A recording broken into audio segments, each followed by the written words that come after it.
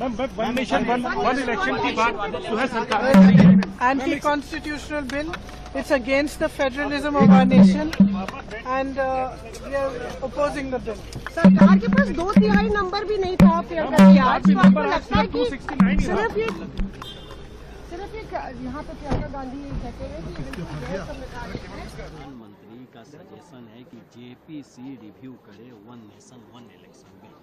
आज गृह मंत्री जी ने इस बात को सार्वजनिक किया और उस दिन उस कैबिनेट की बैठक में मैं खुद भी वहाँ पे मौजूद था और उस दिन प्रधानमंत्री जी ने जब इसको कैबिनेट में टेबल किया गया तो उसके बाद उनका मत था ये और उन्होंने इस बात का सुझाव कैबिनेट में ही रखा था कि वो चाहते हैं कि इस पे एक विस्तृत चर्चा होनी चाहिए क्योंकि ये विषय इतना गंभीर है और पूरे देश से जुड़ा हुआ ये विषय है तो इसमें हर राजनीतिक दल को अपनी बात रखने का मौका मिले।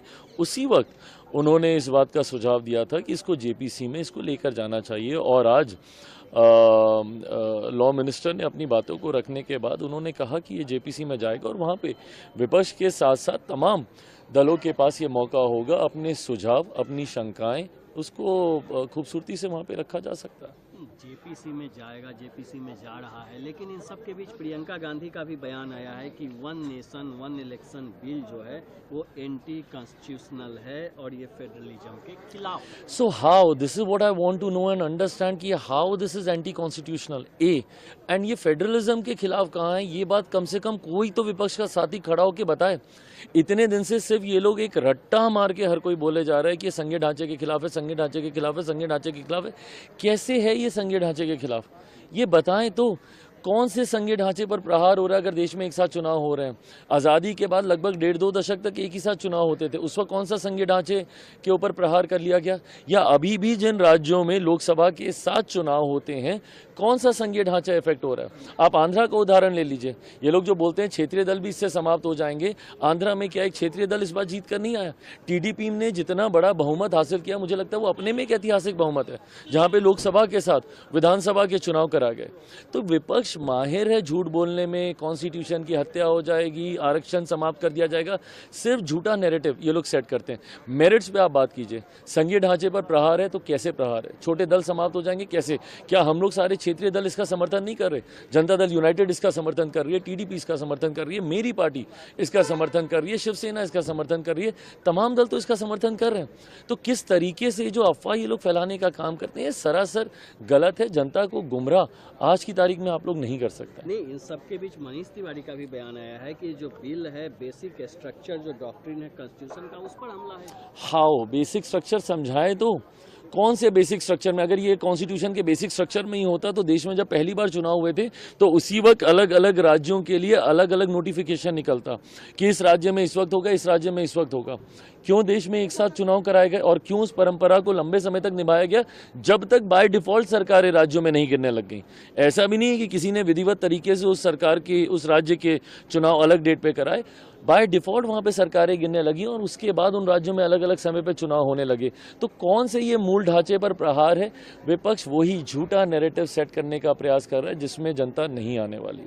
सरकार ये तर्क दे रही है कि चुनाव के आयोजन में बहुत करोड़ों पैसा खर्च हो रहा है और वो पैसों को बचाने की कोशिश करे। मात्र 3,700 करोड़ का खर्च है एक लोकसभा चुनाव के आयोजन में। ये आंकड़े चुनाव आयोग 2014 के लोकसभा चुनाव में ये दर्ज कर चुका है। 3,700 करोड़ भारत के जो साल में जो बजट होता है उस बजट का 0.02% है, 0.02% है। तो 0.02% के खर्च को कम करने के लिए ये भारत के पूरे संघीय ढांचे को खत्म करना चाहते हैं। चुनाव आयोग को और ये ताकत देना चाहते हैं।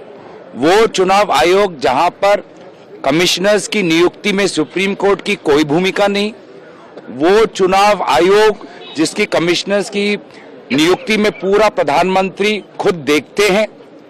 तो इस प्रकार की गैर संवैधानिक बिल का आज हमने विरोध किया और आपने देखा कि भाजपा की आज कितनी कमजोर फ्लोर मैनेजमेंट थी। मात्र 65 वोट से ही वो इस बिल के इंट्रोडक्शन को पारित कर पाए। 2/3 जो संख्या होती है एक संवैधानिक कानून को पारित करने के लिए, आज इतनी भी संख्या पूरी एनडीए नहीं जुटा पाई। 1-2 पार्टी अगर इधर उधर हो गए तो ये बिल कभी पारित नहीं होगा। तो हम देश को यही संदेश देना चाहते हैं कि संविधान के इस आक्रमण पर पूरी तैयारी से चौकन्ना होकर विरोधी इंडिया गठबंधन हम पहरा देंगे और आने वाले जेपीसी मीटिंग में पूरी बातों को हम उस पर चर्चा करेंगे कि चुनाव आयोग को इतनी ताकत दी जा रही है। वो चुनाव आयोग जो यही नहीं बता पाता कि वोटर लिस्ट की संख्या कैसे बढ़ गई, वो चुनाव आयोग जो शाम के 1 घंटे में अंत में जो वोटर्स की टर्नआउट इतनी बढ़ गई वो नहीं समझा पाते, वो चुनाव आयोग जो केंद्र सरकार के सारे मंत्री एक के बाद एक मॉडल कोड का उल्लंघन करते हैं, चुनाव आयोग कुछ नहीं करता, उस चुनाव आयोग को जिसमें सुप्रीम कोर्ट की कोई भूमिका नहीं है, उस चुनाव आयोग को ये और ताकत देना चाहते हैं। तो मंशा स्पष्ट है कि ये लोग निष्पक्ष चुनाव नहीं चाहते। आम नागरिकों का जो अधिकार है वोट डालने का, उस अधिकार को ये छीनना चाहते हैं और इस अधिकार को हनन हम होने नहीं देंगे। ये कैसे एंटी डेमोक्रेटिक है, कैसे एंटी फेडरलिज्म है।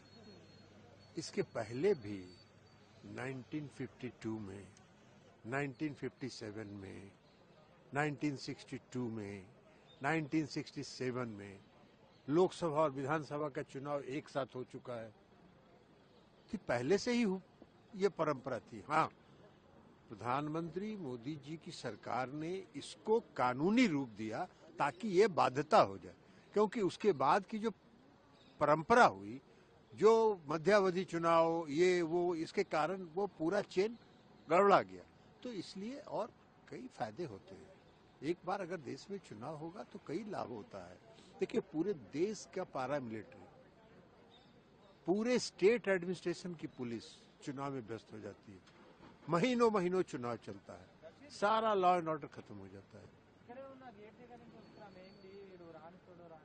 पैसे का व्यय होता है, कितना पैसा खर्च होता है चुनाव में, ये होता है। विकास का काम बाधित हो जाता है। पूरा राज्य का प्रशासन, केंद्र का प्रशासन, इस राज्य के अधिकारी उस राज्य में, उस राज्य के अधिकारी उस राज्य में ऑब्जर्वर बन के जाते हैं।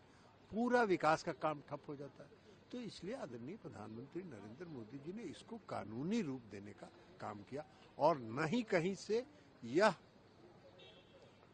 संघीय ढांचा जो है इस देश का, उस पर कोई प्रभाव डालता है और न ही यह संविधान विरोधी है। डेमोक्रेटिक है, इस तरीके की बातें कर रहा है, लेकिन आप क्या कहेंगे? मैं ये कहूँगी पूरा विश्व में जो अमेरिका है, हर कंट्री में एक ही बार होता है। ऐसा नहीं कि हमारे जैसा टाइम टू टाइम है ना, कुछ इलेक्शन कुछ ना कुछ चलता रहता है। इसकी वजह से बहुत प्रॉब्लम हमारे कॉन्स्टिट्यूंसी में एज एन एमपी मुझे फेस करना पड़ता है, क्योंकि आचार संहिता लग जाता है, सारा काम रुक जाता है। तो every time this is what is happening, जिसकी वजह से पूरा देश का भी पैसा भी बहुत बर्बाद होता है। आई थिंक एक साथ में करेंगे तो बहुत बच सकता है पैसा।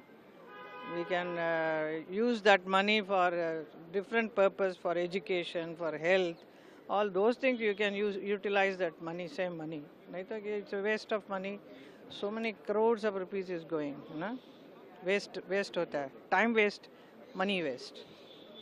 बांग्लादेश का मुद्दा आपने उठाया था सदन में और कांग्रेस आज प्रोटेस्ट कर रही थी और इसके पहले भी कुछ लीडर्स ने कहा कि सरकार जो है इस पर जवाब नहीं दे रही है, सरकार को माइनॉरिटीज पर जो अटैक हो रहा है उस पर जवाब देना चाहिए। अभी जवाब देंगे ना, ही विल गिव, डेफिनेटली हमारी पार्टी जवाब देगी।